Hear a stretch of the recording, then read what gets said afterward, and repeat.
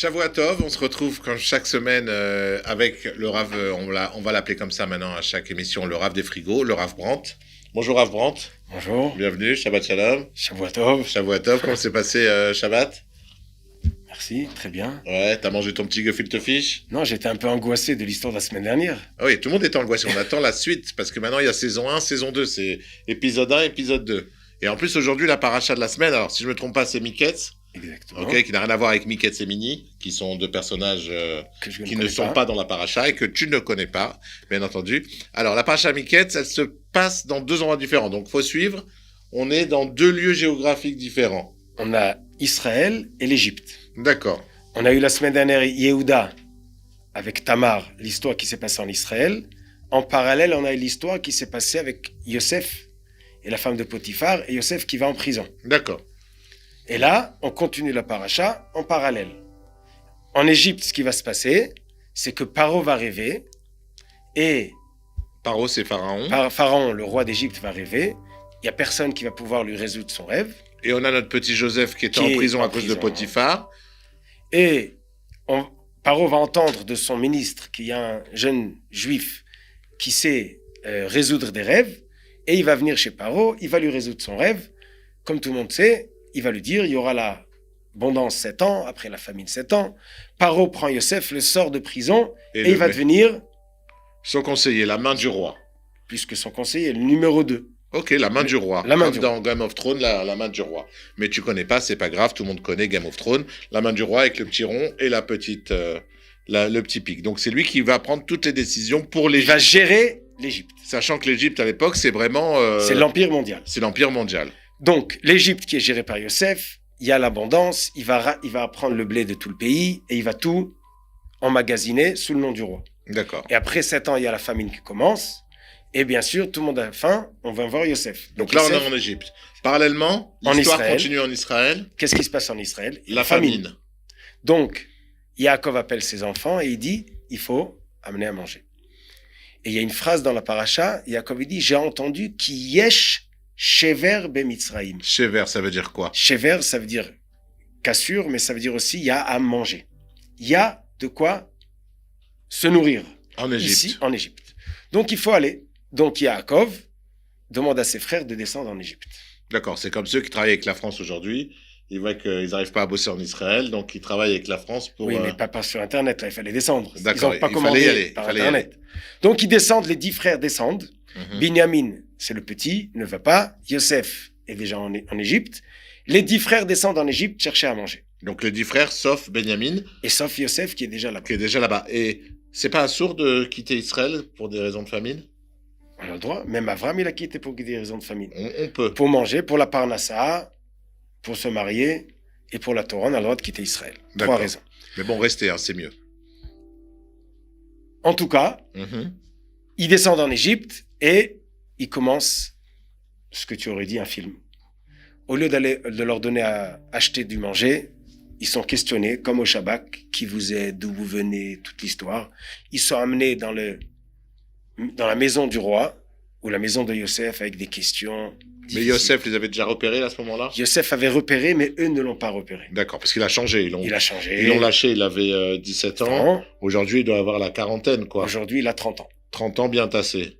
Avec une tête d'Égyptien et des habits Il a plus que d'Égyptien. 30 ans, il a 39 ans bientôt. Ouais, c'est ça, la quarantaine. Donc, il a bientôt la quarantaine, il a une barbe, et en plus, il pensait pas que la main du roi, comme tu l'appelles, numéro 2, c'est leur petit frère. Eux, ils l'ont mis de côté, puis ils pensaient qu'il sortait d'histoire. Il doit être habillé comme un Égyptien, quoi, avec de l'or, des machins. Bien sûr, il était... Ouais, beau gosse. C'est plus une chemise rayée, là. C'est ça. Donc... Il arrive avec sa Porsche, il se garde devant eux. Bon, à l'époque, c'était un char avec ses chevaux, on est d'accord? Ils arrivent, et ils sont chez une grande personnalité qui pose des questions. Et là, il arrive à leur sortir ce qu'on dit les vers du nez, qui sont 10 frères, ils ont un frère perdu, ils ont encore un frère à la maison. On dit, ah bon, donc j'ai raison, vous êtes des gens dangereux. Il y a un frère que vous avez enlevé du plancher, donc vous n'êtes pas des gens si simples. Donc il les a mis face à leur faute. À leur faute. Mais eux, ils n'ont rien compris. Il dit, alors vous avez un frère qui, on ne sait pas où il est, vous le cherchez, et il n'a pas disparu tout seul, vous dites. Eh ben, je vous crois pas. Vous voulez prouver que vous avez raison, eh ben, amenez-moi le 12e. Ok. Et par ça, il voulait quoi, Yosef? Il voulait connaître le petit? Il voulait les amener à avouer qu'ils ont mal compris l'histoire. D'accord. Le chemin d'Akadosh Baruch Hu, il est plus compliqué que ce qu'ils croyaient. Ils croyaient que l'histoire est simplée, on met Yosef de côté, de même que Esav de côté. Mais en réalité, pour que le peuple juif se construise, c'est beaucoup plus complexe. Il faut apprendre à vivre toutes les parties du peuple juif ensemble. Bien sûr, chacun il a sa place. D'accord, c'est-à-dire que Ishmaël, c'était pas le peuple juif, Esav, c'était pas le peuple juif, mais là, les 12 frères, c'est le peuple juif. C'est une entité. Et on peut pas se débarrasser d'une partie. Ok. Alors, ça prend du temps pour qu'ils le comprennent. Alors, qu'est-ce qu'il fait Yosef? Il les amène à comprendre. Il dit, alors vous dites que vous avez un 12e. Eh bien, amenez-le-moi. Ils disent, mais on peut pas, notre papa, il est vieux. Et si on va lui prendre le 12e, il va être angoissé. Alors, il dit, bon, c'est... Vous n'avez pas le choix. Vous n'avez pas le choix. Donc, vous savez ce qu'on fait? Je garde un. Lequel? Il a pris Shimon. D'accord, sympa, Shimon. Shimon, c'est celui qu'avec Lévi, il avait tué Shrem ben Hamor, la ville de Shrem. D'accord. Ils avaient tué toute la ville. Donc, il dit, là, ces deux-là, ensemble, ils sont dangereux. Il garde Shimon. Il dit, alors, allez-y, les 9, rentrez. Et là, ils sont mal. Ils vont arriver chez leur père. Ils vont dire, Yosef, on n'a pas trouvé. Shimon, il n'est pas là. Et tu sais ce qu'il veut le patron? Binyamin, le petit. Il veut Binyamin. Ça marche pas, ça. Mm-hmm. Et là, les frères, ils disent, je vous lis le verset, Vayomru ish el achiv, aval hashemim anachnu. Al achinu, on est fautif sur notre frère. Ils savent pas que c'est Yosef, mais ils comprennent qu'on les tire à bout. On est fautif à cause de notre frère. Mais pourquoi? À cause de notre frère ou on est fautif sur notre frère? De l'histoire de notre frère. D'accord. Asher ra'inu tsarat nafsho, on a vu la souffrance de son âme, beitranenu elenu, quand il nous a supplié, velo shamanu, on n'a pas écouté. Alken ba'a elenu atzarazot. C'est pour ça qu'il nous arrive ce malheur. Aujourd'hui. Donc les frères comprennent que c'est pas par hasard. Quand on se prend une claque dans la figure, c'est pas pour rien. Maintenant, s'ils disent ça, ils ont compris qu'ils avaient affaire à quelqu'un d'intelligent en face d'eux. Ou bien que Akadosh Baruch Hu utilise un certain personnage pour les amener vers quelque part. Ok. Donc ils se posent la question. Mais faut croire qu'ils n'ont pas encore la bonne réponse. Bon, déjà, ils avouent leur faute. Ils avouent qu'ils sont sur la forme, ils avouent leur faute. Ils avouent la forme qu'on n'a pas vue quand il nous a supplié, on n'a pas écouté. D'accord. La rachmanout, comment on dit la rachmanout? La rachmanout. La tendresse, la douceur. Ouais. N'était pas assez et on n'aurait pas dû le vendre. Pitié, ils n'ont pas eu assez de pitié. Ils n'ont pas eu assez de pitié. Ok. Bon, ils arrivent en Israël, ils disent à Yaakov, et Yaakov, il est attristé, il dit, Yosef n'est pas là, Shimon n'est pas là, vous voulez me prendre Binyamin? C'est pas possible. Donc, ils ne descendent pas en Égypte, ils attendent, et à un moment, il n'y a plus de quoi manger. Donc... Combien de temps ils attendent? C'est pas marqué dans la Torah. À ton avis? Je sais pas. Jusqu'à ce qu'ils ont fini ce qui est dans les sacs. D'accord. Mais ils avaient de l'argent. De l'argent, ils avaient. Ils n'avaient pas de quoi manger, puisque personne vendait... Si tu parles d'argent, alors, on peut ajouter, mais on n'a pas le temps, c'est que Yosef avait mis l'argent qu'ils avaient payé, il leur avait mis dans le panier, avec le manger. Donc, ils arrivent en chemin et ils voient leur argent. Donc, ça agrandit leur question de ce qui se passe. Vous imaginez quelqu'un qui prend un voyage, après il trouve une caméra cachée ou il trouve un micro. Il dit, il y a un problème, on me cherche là. Là, c'était pas un micro, c'était de l'argent, mais... Donc, toutes ces questions-là n'ont pas de réponse. À un moment, Yaakov dit, il n'y a plus de quoi manger, il faut aller. Réhouven essaie de convaincre son père, il n'a pas réussi. C'est Yehuda qui convainc son père. De prendre Binyamin. De descendre en Égypte et de prendre garantie de Binyamin. Alors, est-ce qu'ils descendent avec Yaakov ou toujours pas? Non. Toujours pas. Yaakov envoie les frères et il leur ajoute Binyamin après que Yehuda promet, jure qu'il prend responsabilité. Il prend une grande responsabilité, c'est qu'il accepte de perdre son Olam Hazé, ce monde-là, et son Olam Haba, son monde futur. C'est ce qu'il jure à son père. Il jure à son père. Si je perds mon petit frère, je perds mon monde futur. Mon monde futur. Ok. Donc, il a misé toute sa vie pour Binyamin, qui est le fils de Rachel. Il a fait meurtre. T'as vu, je Très suis bien. Ouais. Donc, le petit frère de Yosef qui vient de Rachel. Donc, on a Yehuda qui est le fils de Léa, qui pensait que Rachel n'a pas de place dans l'histoire juive. Donc, ils ont vendu Yosef. Ils ont un petit frère Binyamin. Pas seulement, ils voient que Binyamin est important dans l'histoire, mais il prend garantie. Okay. Il descend en Égypte. Il retourne chez Yosef. Il dit, le frère, très bien. Il joue, continue son jeu. C'est votre frère, très très bien. Il fait sortir Shimon, vous avez raison, je vous rends votre frère. Ils disent, tu sais, on a reçu de l'argent, on s'est trompé, vous avez arrangé la monnaie, il n'y a pas de problème, Dieu vous l'a donné, tout va bien.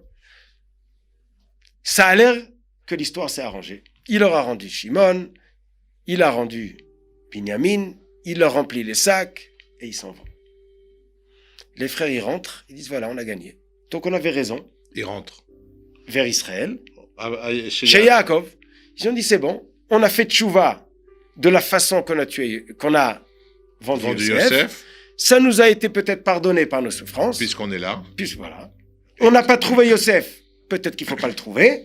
On rentre. Mais à la base, ils ne cherchaient pas Yosef, de toutes les façons. Oui, quand ils sont descendus, ils ont l'air bizarre parce qu'au lieu d'aller acheter du pain tout de suite, ils ont cherché est-ce qu'on trouve Yosef. D'accord.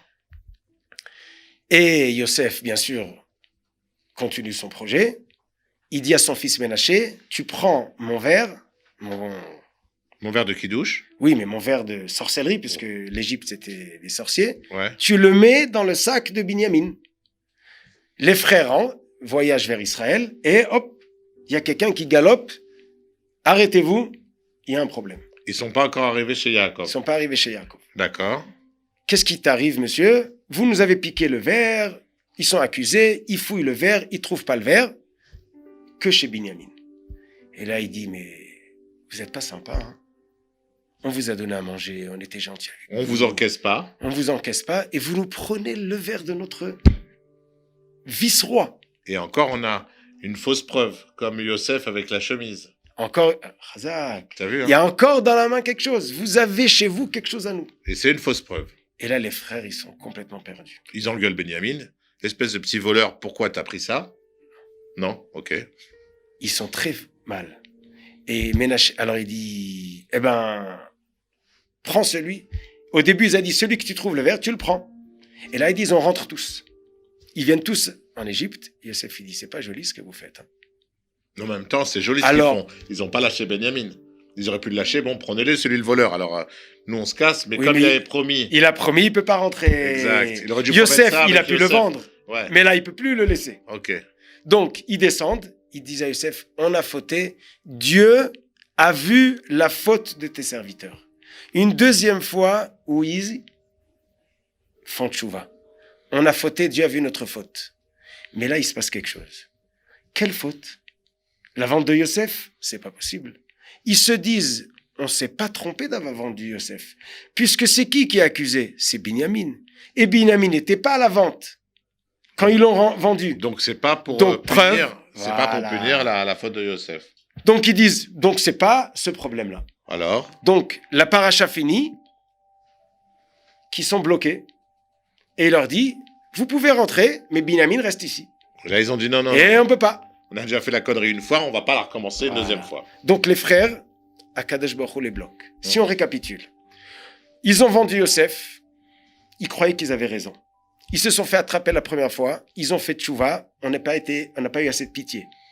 Et là, ils sont attrapés une deuxième fois. Mais qui n'est pas en rapport avec leur vente de Yosef. Qui n'a pas l'air en rapport de la vente, puisqu'on attrape l'accusé principal. Benjamin n'était pas dans le complot de Yosef. Mais d'un autre côté, on a Yehuda qui est bloqué avec sa promesse, il ne peut pas lâcher Benjamin. Donc les frères sont perdus. C'est pas grave d'être perdu. Des fois, dans les moments qu'on est perdu, on réfléchit et on arrive aux meilleures idées. Donc là, on finit la paracha où les frères doivent réfléchir, penser, essayer de comprendre au-delà de ce qu'ils voient. Donc d'un côté, dans cette paracha, on a un malheur qui est venu à sa fin. Yosef qui sort de la prison. Miketz, c'est la fin. Qui est au top du top. La fin de la souffrance qui devient au top. Ouais. Mais au contraire, les frères, que sont au fond du fond. D'accord, c'est un peu Pourim, quoi. Le destin, il s'est inversé par rapport à l'histoire, elle s'inverse. Exact. Et la semaine prochaine, Bezrat Hashem, on essaye. Tu nous laisses comme ça dans le suspense jusqu'à la semaine prochaine. On a avancé. Bon, on a avancé. Alors, la suite la semaine prochaine avec la paracha qui s'appellera Vaïgash. Vaïgash. Et le mot Vaïgash, il s'est approché. Donc l'histoire qui a l'air de s'éloigner, la semaine prochaine va commencer à... Et Miketz, ça voulait dire quoi? Ça, arrêter, la fin. Donc, c'est la fin de la souffrance de Yosef dans la prison. Miketz, donc on a eu Vayeshev, il s'est assis. Il a voulu s'asseoir. Il a voulu s'asseoir.